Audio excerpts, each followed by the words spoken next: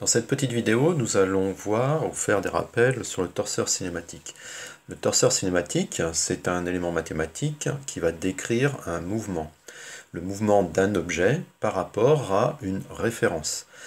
Cet objet, ça pourra être un solide par exemple, mais ça pourra être aussi un ensemble de solides liés cinématiquement. Donc on considérera ici, pour notre torseur, le mouvement de I par rapport à J. Le torseur cinématique se note V majuscule, indicé du mouvement que l'on étudie, qu'on va considérer. Donc le mouvement ici de I par rapport à J. D'autre part, le torseur possède par définition ce qu'on appelle des éléments de réduction. Au total, ces éléments de réduction sont au nombre de 3. Il s'agit du centre de réduction, en l'occurrence le point M, c'est-à-dire le point auquel nous allons définir le vecteur vitesse dans le mouvement considéré.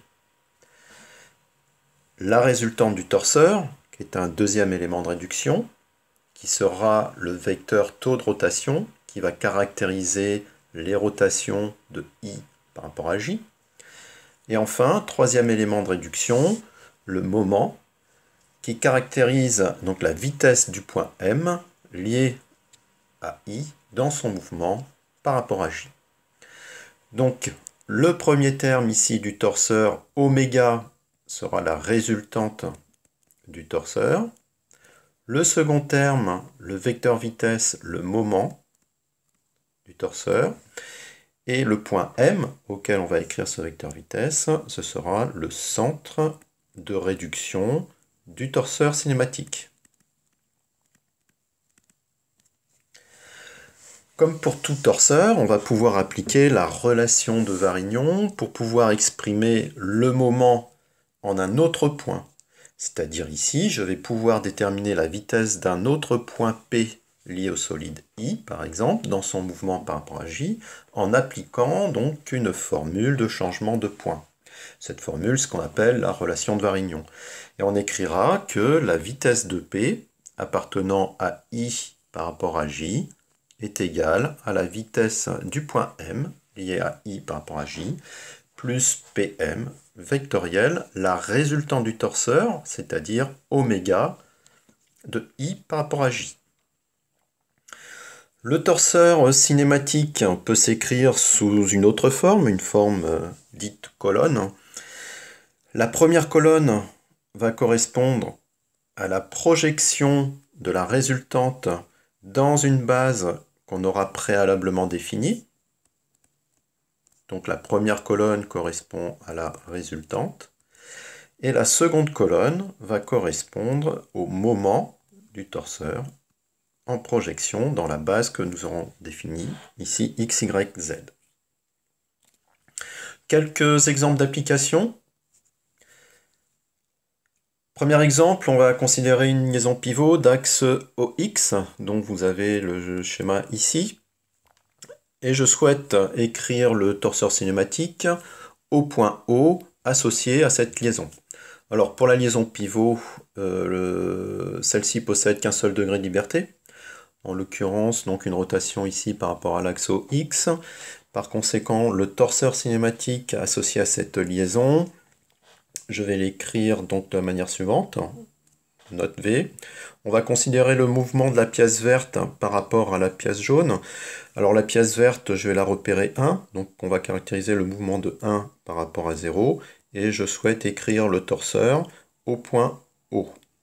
Le taux de rotation, c'est-à-dire la résultante oméga de 1 par rapport à 0, va posséder qu'une seule composante sur l'axe X, qui sera par exemple alpha point X.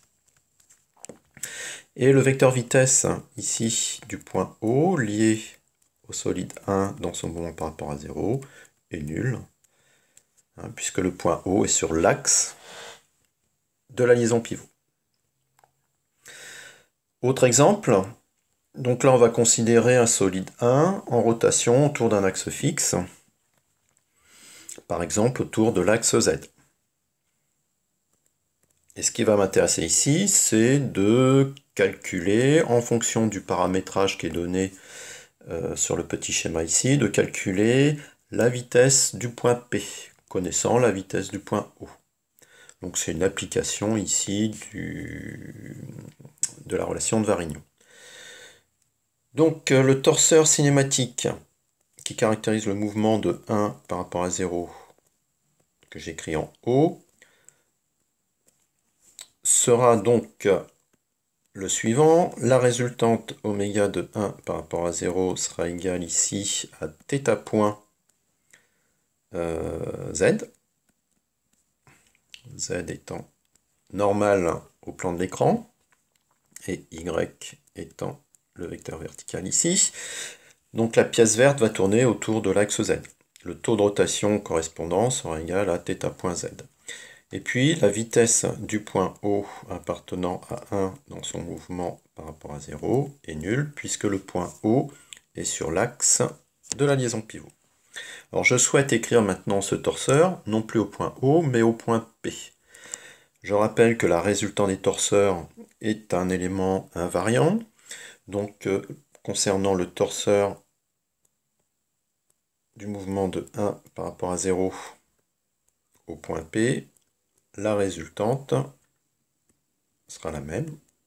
Donc oméga de 1 par rapport à 0 sera θ point z. Par contre, la vitesse de P appartenant à 1 par rapport à 0 sera égale à la vitesse de O appartenant à 1 dans son mouvement par rapport à 0, plus PO vectoriel oméga de 1 par rapport à 0.